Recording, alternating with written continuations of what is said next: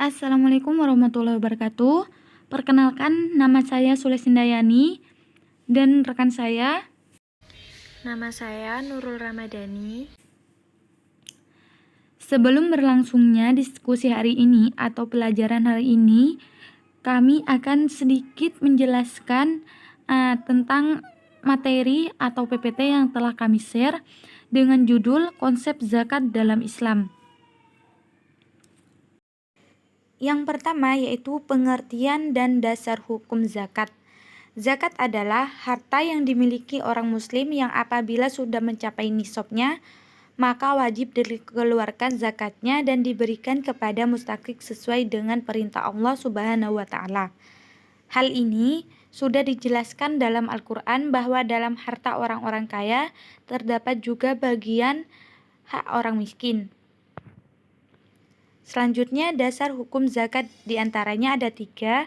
Yang pertama, Al-Quran, yaitu sesungguhnya zakat-zakat itu hanyalah untuk orang-orang fakir, orang-orang miskin, pengurus-pengurus zakat, para mu'alaf yang dibujuk hatinya untuk mendekatkan atau budak, orang-orang yang berhutang untuk jalan Allah yang untuk merekan mereka yang sedang dalam perjalanan.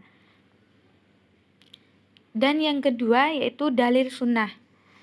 Dari Abdullah bin Musa ia berkata, Kanzalah bin Abi Sufyan menceritakan kepada kami dari Ikrimah bin Khalid dan Ibnu Umar R.A. Ia berkata, Rasulullah SAW bersabda, Islam didirikan atas 5 dasar, yaitu yang pertama, persaksian bahwa tiada Tuhan selain Allah. Yang kedua, menegakkan sholat. Dan yang ketiga, membayar zakat. Dan yang terakhir, menjalankan puasa Ramadan dan melaksanakan ibadah bagi yang berkemampuan. Dan yang terakhir atau yang ketiga, ijma. Sepeninggalan Nabi SAW dan tampuk pemerintahan dipegang Abu Bakar, timbul ke mulut seputar keengganan membayar zakat sehingga terjadi peristiwa Perang Riddah.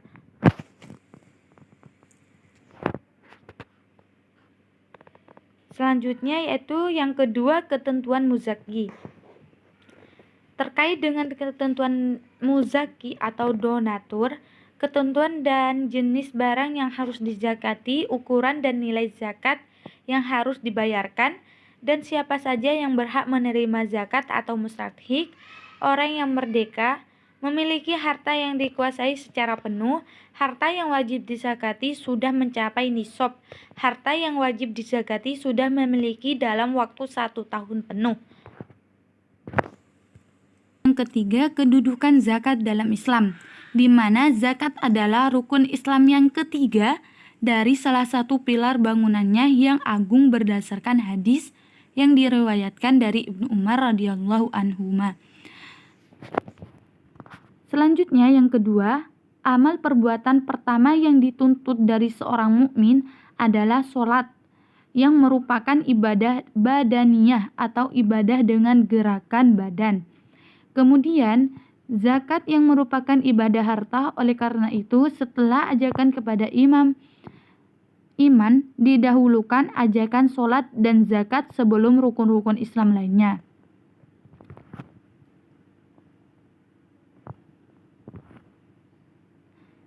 Yang keempat, zakat dan pajak dalam Islam, yaitu di mana hubungan pajak dan zakat.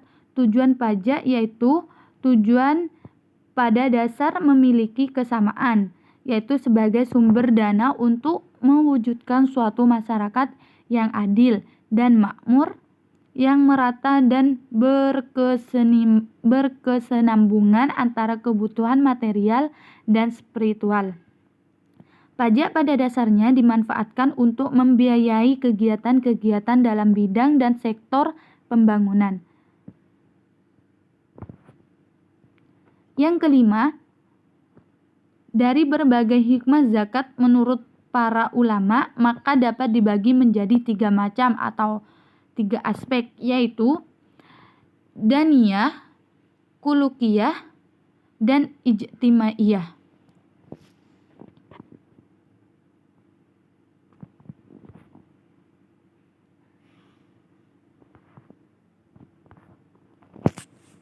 di mana fadaiyah itu atau segi agama ada 3 segi. Yang pertama, berzakat menghantarkan seorang hamba kepada kebahagiaan dan keselamatan dunia akhirat.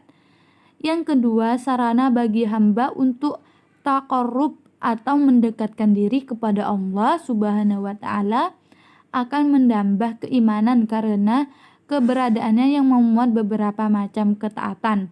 Dan yang terakhir, pembayar zakat akan mendapatkan pahala besar yang berlipat ganda. Selanjutnya, faidah kulukiyah atau segi akhlak.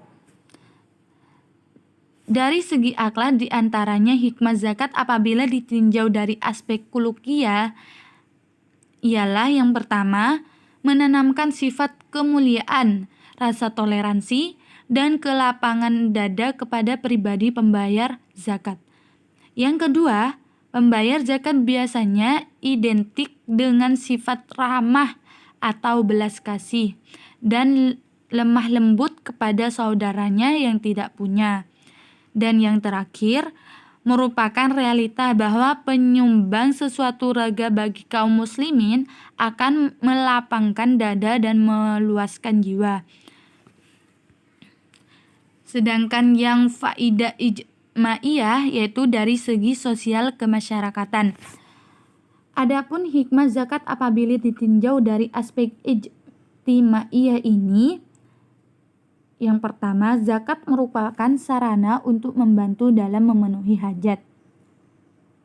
Dan yang kedua, memberikan support kekuatan bagi kaum muslimin dan mengangkat eksistensi mereka. Terima kasih, mungkin segitu yang dapat kami jelaskan dari PPT yang telah kami bagikan kepada teman-teman. Apabila ada kekurangan, saya Sulisndayani mohon maaf. Wassalamualaikum warahmatullahi wabarakatuh.